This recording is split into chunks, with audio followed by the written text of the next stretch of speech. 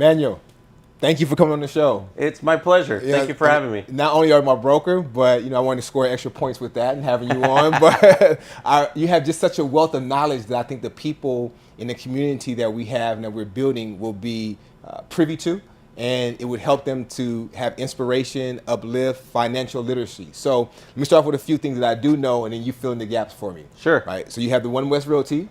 Correct. All right, we have Terra Vista Escrow. That's right. All right, we have FundRight, which you have the total on. Yep, FundRight Mortgage. We have the insurance company. Correct. Okay, and then we have, hold on, don't tell me yet. We have the flooring.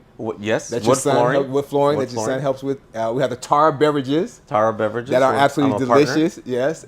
Then we have, hold on. Melt Monkey. Melt Monkey That's Design. helping to producing and filming this episode for us. Currently episode where we episode are now. 4. Yeah, Melt in the Monkey studio. Design Studios. Then we have that. And then, hold on, don't tell me. I think, we do the wholesaling.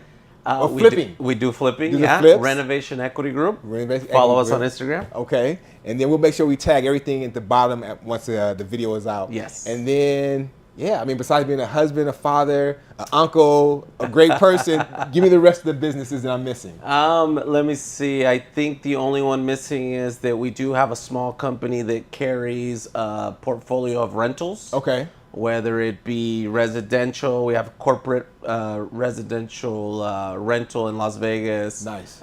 We have a couple of buildings in Murrieta. We own the building that we're actually in here in Ontario.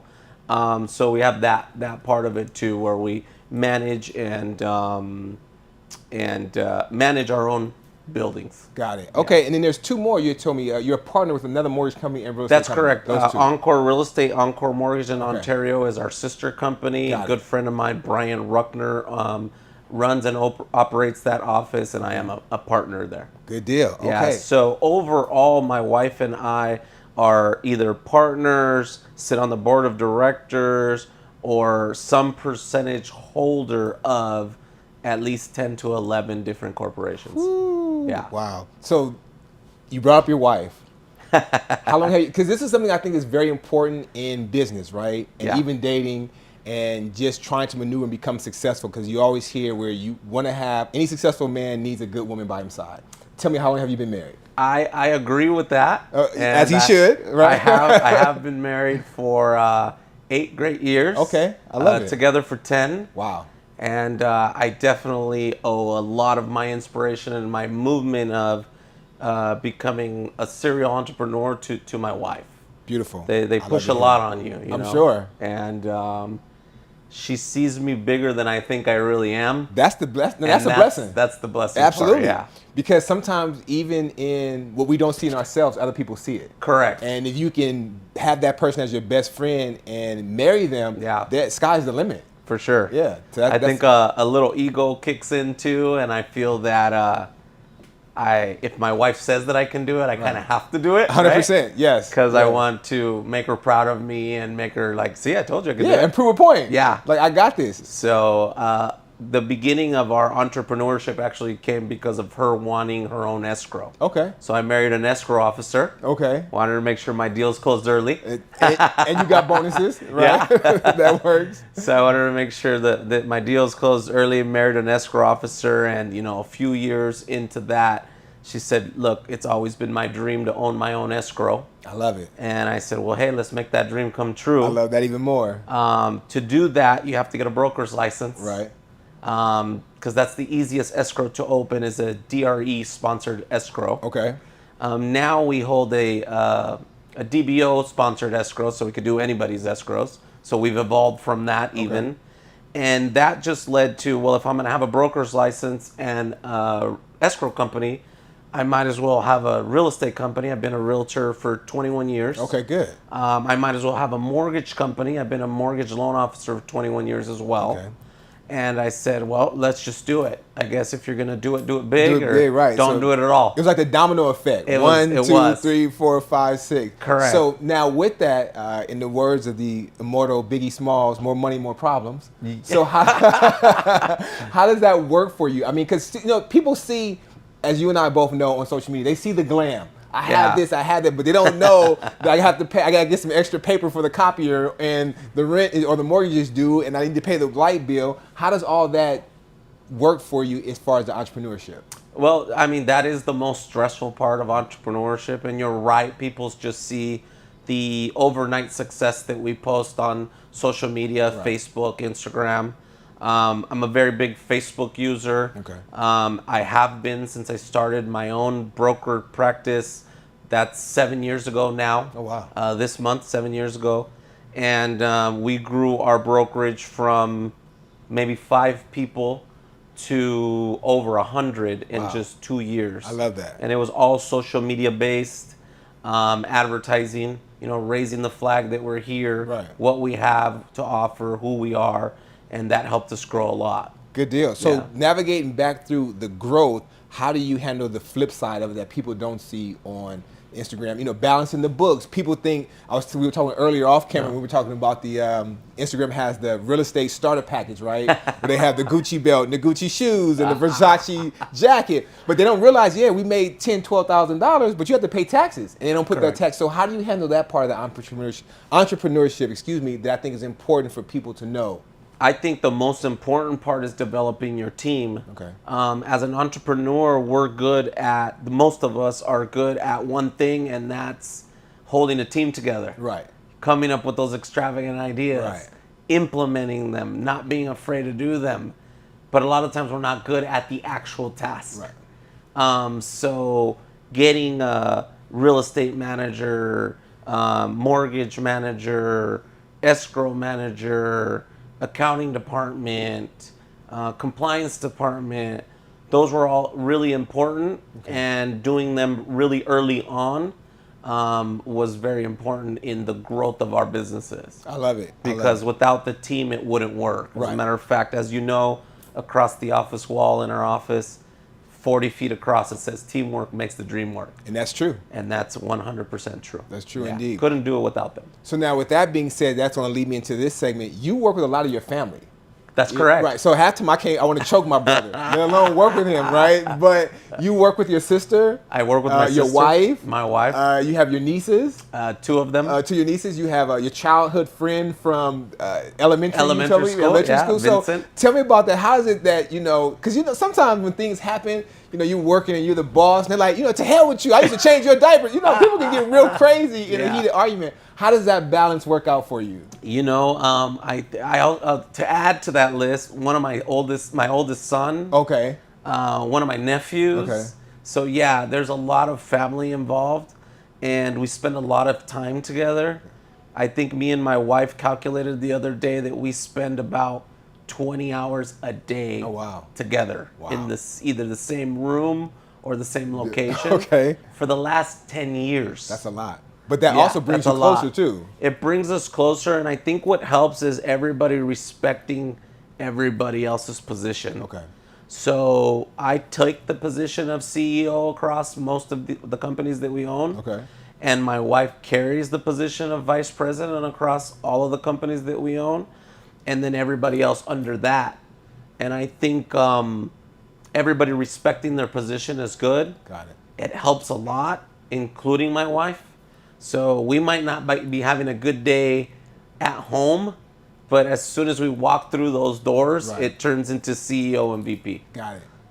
So you're able to separate it. Yeah. Gotcha. She might, grin under her teeth when she's asking me to do something, but we're able to definitely separate it and leave it what at home is at home and what's here is here at work and in business. Got it. And that helps for my sister and my nieces and everybody. Okay. At the family barbecue, it's all good. It's family. Right. Yeah, it's family.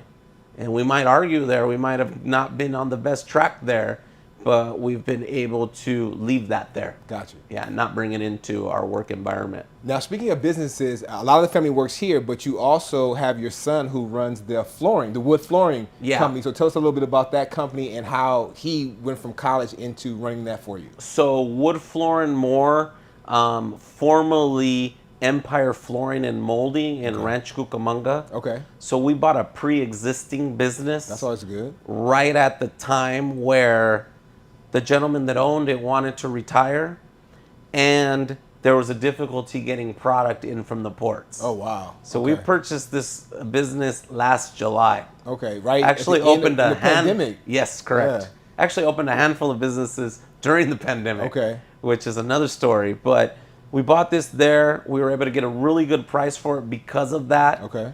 Me knowing that supply and demand issues will not be forever, I decided to go ahead and tackle it and take it on, especially for the price that we were getting it. Right. Especially that they've been producing material for flooring for this area for the last 20 years. It was kind of a no-brainer. Okay.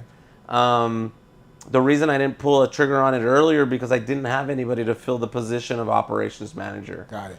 Nobody that I can trust or that I thought was capable of doing it. And that's important. So my son was at ASU at the time. Arizona State? Partying, I mean studying. Right, as you should. As you should. Both of them. Balance. Right? That's the balance. Good balance. Yeah. And he's got a good head on his shoulders. Good. He went into corporate America. He went into FedEx and became a manager really quick. Okay. And, we had that conversation one day on, hey, what are they paying you? And da-da-da-da. And now that you're a manager. And he told me, and I said, hey, what if this opportunity, because I'm always thinking, Right. So this particular purchase was always in the back of my head because it had been offered to me a year earlier. Right.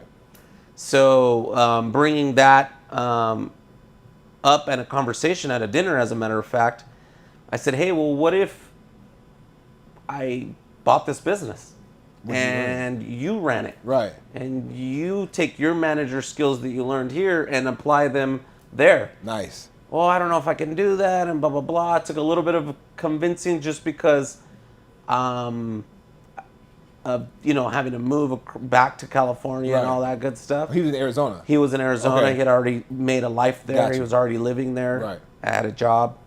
So I said, you know what? It's just a different product. Apply the same skills. It's just a different product. You have me to ask any questions that you have. Real life training. I'll back you up. Right. Let's just go. And he said, you know what? Let's do it, Dad. And it's a wrap. We this July was a year. Okay. We came out positive. That's always a blessing. That's always a good thing. Good. Absolutely. Yeah. We're not negative. Right. We learned. They made money. I made a little bit of money. We've created new contacts, new clients. We've brought the business from being old school pen and paper to all digital. Okay, good. So we're 100% digital when it comes to inventory, client relationship management, social media, website, to the point where this business didn't even have internet inside its location. Wow. Okay. So we've come a long way with it in just 12 months, and we plan to even go further.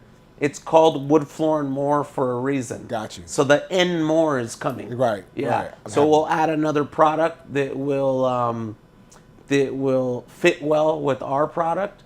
Something in the building industry. Okay. And then just keep going Continue from there. to grow. Yep. Good. So did your son say that time that he spent in school, did that help him any in this project? Yeah, I business? believe that it did. It helped him carry himself better. Got you. Speak better. Okay. Write better. All right. So it helped them carry himself a little more intellectually. Right. Help him grow and mature. Gotcha. Grow. Yeah. Got all the partying out of the way. Okay. Yeah. Well, how old is he? He is 28. Maybe not all, but I think I think he's close. He's close. Yeah, that's good. Yeah. So let's talk about, because we're in real estate, right? And we see how real estate always evolves. You've been in it for a long time. Correct. Give me post-marriage, Manuel, and how that worked for you, because I want the people to know, in this process of you growing and you maturing, what was one of the worst decisions you made being in the business, so other people don't make that. I know one time we had an office meeting, you talked about buying a BMW cash. Yeah. Right? So tell me a little bit about that story, because I didn't get the full story on that. And then what suggestions would you give to anybody who's coming up, getting their license, on what to do and how to do? There's definitely, biggest mistakes I probably made during my initial real estate start and mortgage. So I'm a little bit different that I started. So 21 years ago, it was taboo to do both. Okay. It still kind of is. Right. But it's legal now, and companies are starting to accept it more and more as we get all of these changes and as it becomes more digital on the platform or more paperless. And so I started that way. And I think one of the biggest things was that we didn't have CRMs. Okay. And For the database. we had to do our own database Right. through Excel spreadsheet. Or the old school note and pad. Oh, note and pad, Yeah. exactly. You know, I'm going to date myself a little bit right now, but when I started selling real estate, we were following around on a Thomas Guide. Oh, God. Yeah, I remember that. The first MLS system that I ever used was ran on DOS. Oh, wow. So for those of you guys who know Right, what DOS right. is, it's a green screen. Yeah. You might have to Google it. But Yeah. It was called Lightning at the time. Okay. Evolved really quick out of that, but I did use it the first year. And I think that not embracing the contact relationship manager of keeping up with your past clients, Right. and nurturing those leads, which are warm, instead of tackling straight cold leads. Right. Back then we'd use the radio a lot, so the phone would ring. Right. So those were 100% cold, coming straight off of the radio. Right. And not thinking, well, hey, I just sold 15 homes in the last 6 months. Right. Why haven't I reached back to them? My mentality was, they already bought a home. In California, you don't move for 10 years. They don't need me anymore. Right. I want the next guy. Right. That's wrong. That's probably one of the biggest mistakes that I made. Okay. If I would have nurtured that since the beginning, Oh, you probably have 100,000 contacts almost. I'd have Easy. a lot. Yeah. Yeah. Easy. A lot. And not only that, with that, what you just said is that we have to also remember that referrals. Correct. Referrals come from that. And then with you doing both, 6 months, somebody might want to refinance. The rates Correct. get better. So there's so much that comes from that Yeah. that we have to keep in mind. So 100%. that's on the real estate side. Tell us on the financial side, post-marriage, you making like, because real estate for us can go up and down, up and down. You can make as much as you want to make, up to $500,000, $1 million producers, depending on how much you want to work. Correct. Give me some of those mistakes that you made that you can give to us, even in modern times, that we don't want to make. I think coming into it really young, I was 20 years old when I got a license. Okay. 21 when I started practicing full time. So I think I had a lot of self-discipline for that age, and I didn't go out and splurge. Okay. I think that's what helped a lot. Oh, good. I think that's one of the best things that I could have done, is having that, because nobody's going to tell us to wake up and go to work. Exactly. Nobody's going to tell us how much to work, Right. how much to sell. Right. It's just totally up to us. So learning that I'm actually running a business other than I work for this broker Right. was very important early on in my career. Yeah. Okay. So give me the story about that you told us at the office meeting briefly about the buying the BMW cash. Or going give us two of them, because one, the customer service was terrible when you walked in there. Oh, yes. And then two, give us the cash story. I think I used the example in reference to one of the best things that I think that I could tell anybody trying to join real estate, mortgages, any kind of sales business, Right. is knowing your product. Right. I can walk into a house and tell you what kind of texture's on the wall, what kind of roof is on it, Right. what kind of windows are on it, what kind of flooring is in it, Nice. what it's supposed to have for the year that it was built. Right. I can almost tell you for a certain what kind of plumbing it has. Oh, wow. Does it have copper, galvanized, PEX, based on the year that it was built? Is there insulation in the wall? Right. Is there not? All those are important. Is that lath plaster? Is it drywall? Is all of those things are very important. And I compared it to one time that I wanted to splurge for myself, Right. and I bought the big boy BMW. As you should. And as you shouldn't, Yeah. actually. Well, back I learned then, that, but yeah, we'll go there back you go. to that. Sometimes it's okay to get these things for yourself if they're considered like a trophy for yourself. Right. If you want to, put You've yourself. worked hard. Yeah, you worked hard, and you want to give yourself that. That's okay to celebrate. Just stay in your lane, and there's levels. Right. But going back to the salesman, when I walked into the BMW dealer, this is an all BMW dealer, biggest dealer in Orange County, and the gentleman knew nothing about the car that I was buying. The salesman. The salesman. Who's selling, average BMW now is probably starting at 30,000, 40,000. It was 100,000 then, and that was Wow. 7-8 years ago. And he had no clue on what he was selling for $100,000. No, he had no clue. I told him more by Googling it Right. than him just saying, "Hey, cool. Like, I mean, it's white. Did you want a white one? Damn. And it's got nice leather. Look, Right. it's clean. Look at this right here. Right. He's Smooth. like rubbing it. Yeah. It's smooth. You want to drive it? Right. You know, that's about as far as I got with the gentleman. Wow. And I was very surprised. So I've always taken that into consideration. Going back even further, my salesmanship starts from about 11 years old. Okay. I used to sell women's clothing at the swap meet. Nice. Because that's what my mom did for a living. Okay. And we didn't get paid. We just had to wake up every Saturday and Sunday And go work. 5 a.m. in the morning and work till 3 o'clock every single weekend. And work, but it was one of the biggest blessings I think I would have ever gotten, because it taught me how to talk to people. It taught me how to sell. Right. And it's not always a hard sell where you're confusing the client just so that they purchase 3 of them instead of 1. Right. It's pretty cut and educating dry. them. Educating them more on what kind of material it is, what will look best on them, what color goes well with their skin. I mean, we got deep into it. So you went in depth to the sales. I get it. And I'm 12, 13 years old by the time I've developed these type of skills. And being able to show off to my mom that, like, hey, you went and took a break. And I sold X, Y, I and just Z. made, $200, Right. And it also taught me profit. It taught me that if you buy an item at this amount, wholesale, right? Downtown LA Fashion District. Right.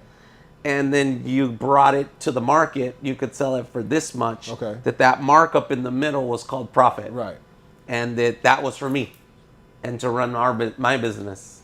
So that was a very strong thing that I learned very young in my age. Yeah. Good deal. So being where you are now, where do you want to go, and where do you see the market going? Because there's so much on the news. There's so much propaganda about real estate, mortgages, interest rate, and some of it is true to an extent, and some of it is just clickbait to get people to watch and click on ads and things like that. From your personal perspective, where do you see us going? And in personal goals, where would you like to go as well? First question, where do I see us going in this real estate market? Yes. I do see us slowing down a bit. I do see sales flattening now. Okay. It's going a lot faster than I thought. Right. But the good thing is the faster it goes, the faster we get out of it. I've been in probably 5 of these. Okay. At least. So you know how to weather the storm. Yeah, and I've been in the worst one that I think people have been talking about for the last, The 25 years, which is 2008. Yeah. So they go pretty quick. Even in 2008, when I couldn't do a mortgage because there was no lenders that would lend money. Right. There was 2 or 3 lenders closing daily. Right. We were literally watching a website called the Implodometer. Oh, wow. And it was tracking all these mortgage companies as they close their doors. I remember New Century, Ames Home Loan, everybody, all of them. As Long Beach Mortgage, as everybody. Beneficial, all those, All those guys went Gotcha. under, Okay. right? They went under, took the dust off, created another LLC or another corp, and then started all over again, right? The cycle. So even when we were in that point, I remember the worst of it being March 2008. That's when, local guys were closing. So we felt it stronger. Your New Century, like you said. Right. Like, dang, when they closed their doors, I think I had 2 loans over there. And I'm like, wow, I just lost X amount of income. Right. There's nothing that I can do about it. I couldn't transfer it somewhere else or anything. Nobody was doing that particular type of loan product. programs, right. Yeah. So, going off of that, it only took maybe 6 to 8 months for us to pivot out of it and start selling bank-owned properties, doing BPOs, getting REO accounts, selling properties cash. In 2009, 2010, I would probably say that 90% of the transactions that I did were cash. Oh, wow. Yeah, and we're probably doing about 2 to 3 a month. Okay. Cash. Yeah, not huge, but I mean for those times that was a lot. It worked perfect. Yeah. Yeah. And actually, that is a good amount. Yeah. I mean, 2 to 3 a month is not bad. Yeah, 2 or 3 a month. We were doing okay, and they were cash. They were closing quick. There were investors. There was investors that we were working with multiple times. Why? Because we knew our product, we knew our area, Right. we knew our our demographic, like you're saying. Right. We knew prices, all that. Okay. So that helped a lot. Good deal. So for the business that you have, the different ones we have, where would you like to go? We're currently probably at I call it our max with my wife. I told her, you know what, 10 is enough. I don't think we need to go any further than that. Okay. I use a very basic mathematics to figure that out. Got you. I'm a numbers guy. That makes sense. And if you look at the numbers, the amount of small businesses that make at least $1 million a year profit is probably under 5%. Oh, wow. If I'm not mistaken. Okay. Yeah. So the amount of businesses that make $100,000 profit is probably in the high 50%. That's a big Right? difference. It's a huge difference. So, excuse me, guys. Sorry, forgot to turn my phone off. Well, Um, that's 10 businesses. You gotta get some calls. yeah, so that was actually Renovation Equity Group I there. understand. So with going back to what I was saying, if I have 10 companies that I'm almost for certain I can make profitable $100,000 with me just overseeing it, Right. Not involved in the everyday Yeah. labor of it. that still makes $1 million a year, doesn't it? Right. So it's Easy. just a different way of Right. tackling the same outcome. Got it. So trying to grow one company to $1 million profit a year is very difficult. Right. It's a lot of work. it I've seems yet like. to do it. I've Okay. gotten really close, but I've yet to do it. And that's when I kind of came up with that. When COVID hit, I seen the opportunity to buy businesses that were established, to buy into good people, to help them establish businesses. Okay. And that's where we came up with that deal and that goal. So Good. that's the current goal right now. Okay. So just expanding on that. So now- Expanding on all the 10 companies that currently are open to make them at least on average profitable, which is good because if you have 10, 1 and 2 can maybe do $40,000, $50,000 a Right. year. And 3 and 4 are doing $200,000 Right. each. They you can know? all do different numbers. So as long as the average is still 100, Yeah. it's still $1 million a year, Right. right? So makes a difference. That's the goal. So let's talk about the Or $1 family. million plus.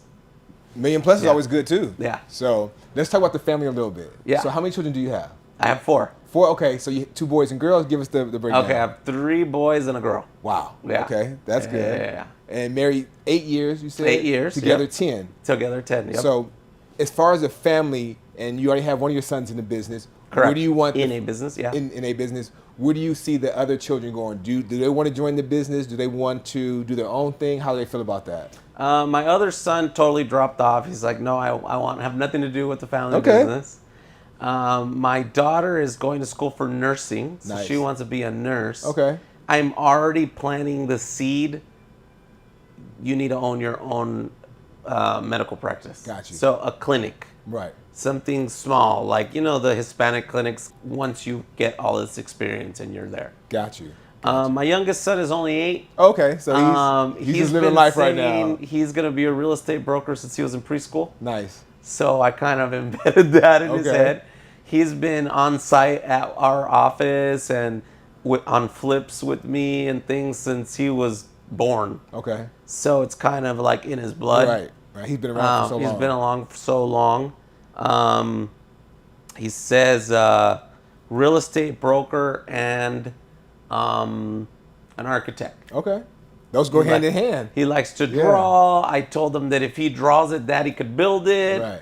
So he's really into that. So Okay. hopefully he'll stay on that path. I love that. Yeah. I like it a lot. So now I know at one point you told me your wife had retired, but she's coming out of retirement for a little bit to help with escrow. Tell me about Correct. that. So she retired from her seat at escrow. Oh, okay, So my wife okay. was 20-year escrow officer. Wow. 13 of those years spent working for somebody. Okay. And then 7 of those spent working the in company. her own escrow. Beautiful. And then once we trained somebody into the position that we thought would be good, Alexis, Right. she was able to step back and say, okay, I'm not doing escrows at all anymore. Okay. and she retired from escrow. Got it. Okay. When she retired from escrow, she got hired into her new position, Okay. which is VP over all of the companies. Got it. So she's kind of she's my scratch board. Okay. Like I go to her and ask her like, hey, I'm thinking this, and this.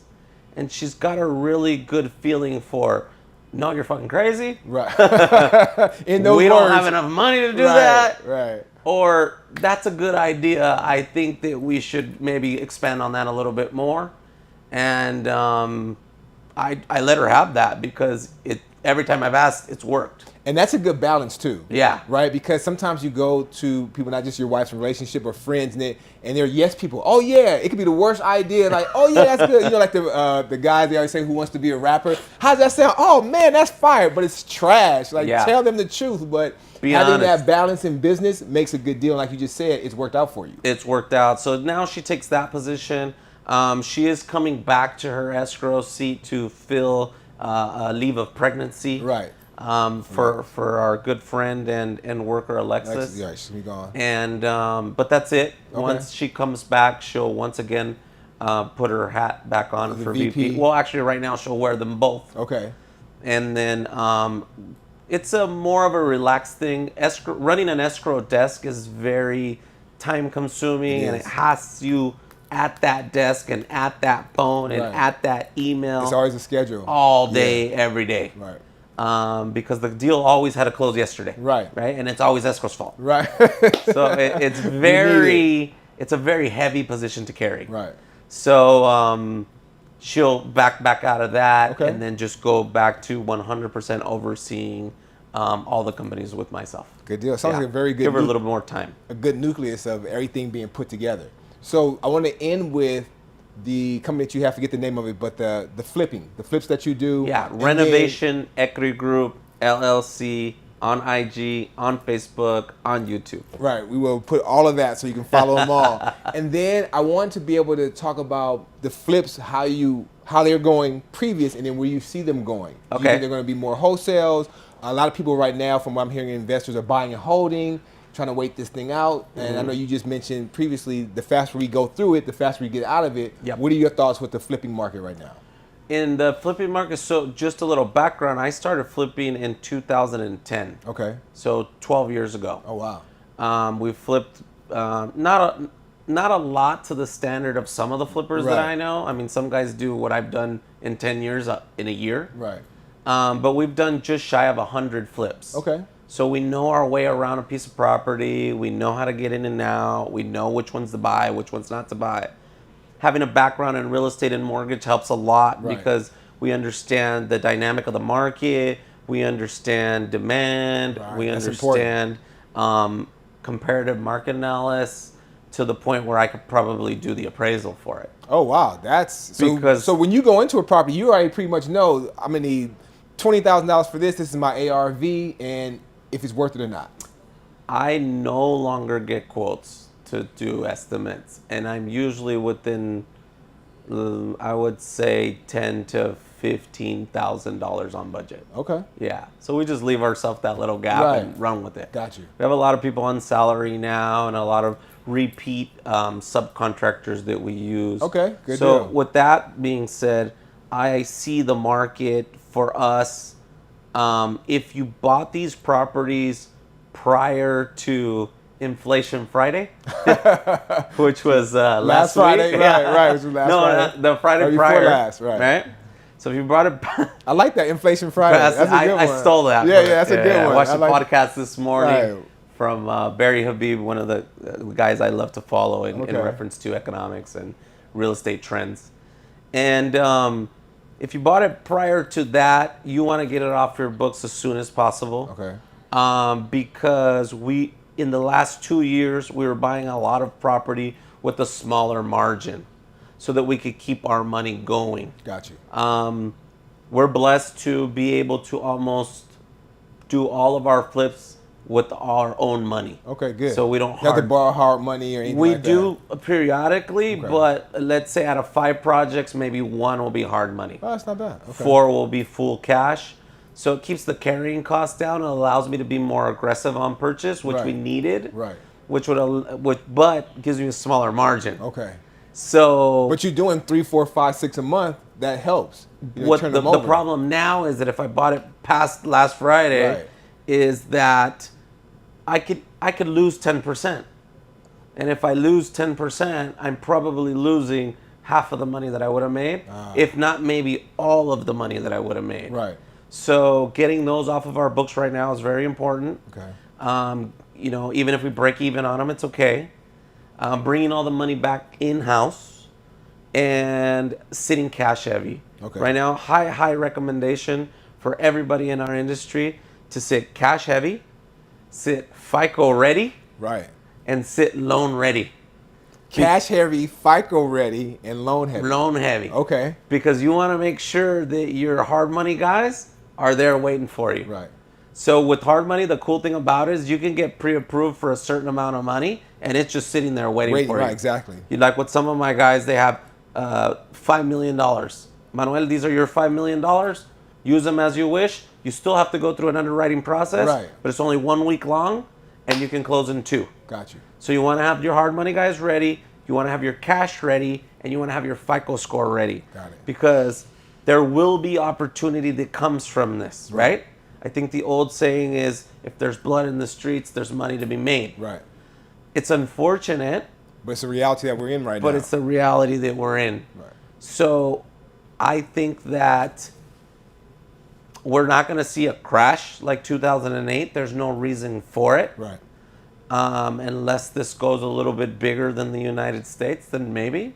Or these wars get a little bit more out of hand. Right. Or go a little bit longer than what they're going. Than too. what they're Yeah. going. And we keep giving away billions of dollars to these wars, then maybe it'll go a little bit longer. But if not, in the track record that we hold, it looks like we should be back flipping to normal and that there will be opportunities. The market will stabilize. The market in some areas will drop. Okay. Let's say it drops 5-10%. Right. In some areas that are less desirable, if we do start to see a buyer's market, we will see a deeper drop. But those are maybe like, and nothing against people that live in Nuevo, but Right. like Nuevo, Right. Apple Valley, Right. Hesperia, Okay. these Joshua Tree people Right. Indio. that keep buying. Right, right. Certain parts of Indio, because Right. Indio's getting nice now. They are. So nothing against those areas, but those areas do tend to become a little bit less desirable when there is more property on the market. Got you. So I see us being back probably somewhere about next year, But in more aggressively. We're still buying now. Okay, that's what I was going to say. But in the meantime, in between time, with those 3 points that you just gave us, still be ready because there's still going to be some opportunity out there. Because there will be opportunity. Okay. Those off-market deals that you're getting, those wholesalers that you're talking to, they're becoming a lot nicer these days. They are. Story real quick, as we're talking about this, I was showing a property, a brand new condo for a client, and the commission was $7,500. This dude was Flat the fee. rudest agent, right? He's 2 weeks later, James, we raised it to $15,000. How's it going, man? You're going, I'm like, oh, you're really nice right now. You're Yep. super nice. So that shift you're talking about, I understand. It's Yes. there.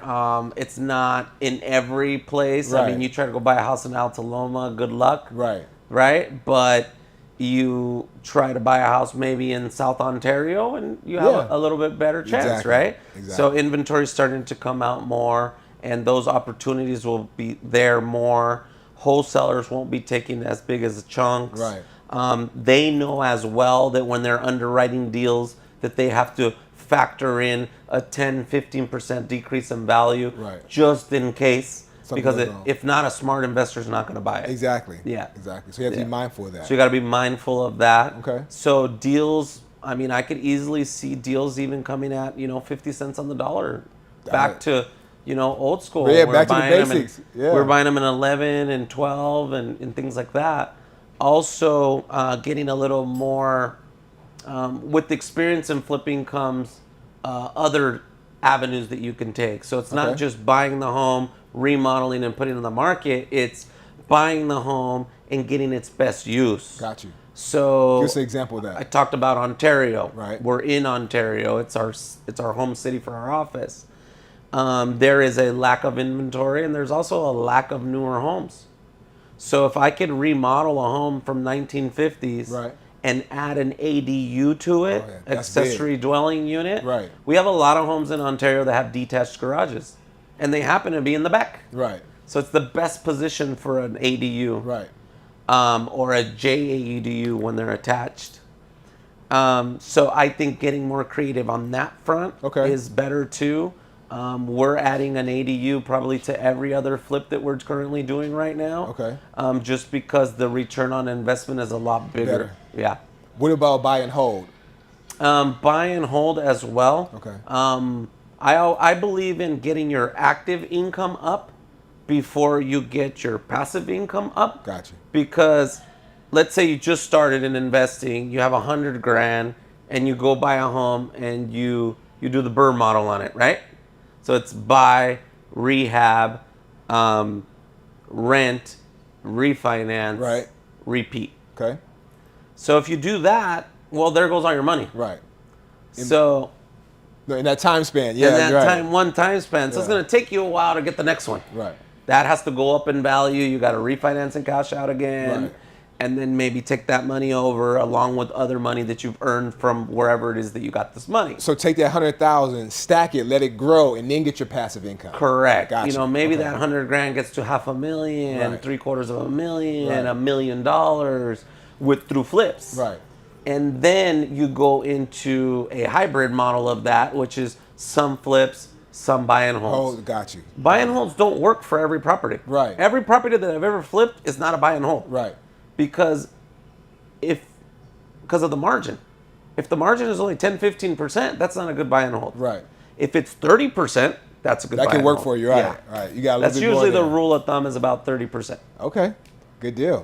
Yeah. Well, it's a lot, man. This is Yeah. this is a lot. I mean, I knew in my mind it was a lot. However, I wanted to find the best way to give this to the people, right? To give this to the community. Yeah, for sure. Because one thing is, I think as a broker, is lets them know that you're knowledgeable, that you know what you're talking about, and to come over here and talk to you. But on a whole, on a national level, we want people to see like, wow, he started here, went here, did this. Not only that, he's working with his wife and this works. Like, that's inspiration. Correct. He works with his family and it works. There's just so many different pillars of inspiration and upliftment and positivity that people don't see every day Thank that you. we want to give, that you possess, and that's why it was important to get you on. Thank you. I So, appreciate that. yeah, man, it's always you a for pleasure. having me. Yeah, no, definitely. And I'm happy I came here because I had a chance to go to a couple other spots that still called. I'm like, no, I'm good. Yeah. You all had to. I feel like, I don't know if you saw the quote from Steph Curry. He said, his dad said, well, Duke wants you now, because he went to the small school, and Sure. called back and said, Duke wants me. He said, Dad, F them. They didn't want me when I wanted to go. Yeah. And when the people call now recruit, I'm like,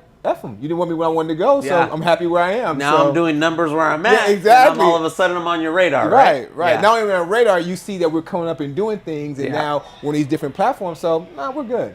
I I'm ready to just be appreciate here. that. So, no, thank you Thank very you. much, man. I appreciate it. Yeah, So, we we're love going to having leave you. all the social handles. We're going to put all the businesses. We're going to put everything from A to Z. Even his partner business with Melt Monkey is doing the producing and directing now for us. So, Yeah. I am grateful. Take the clips, follow him.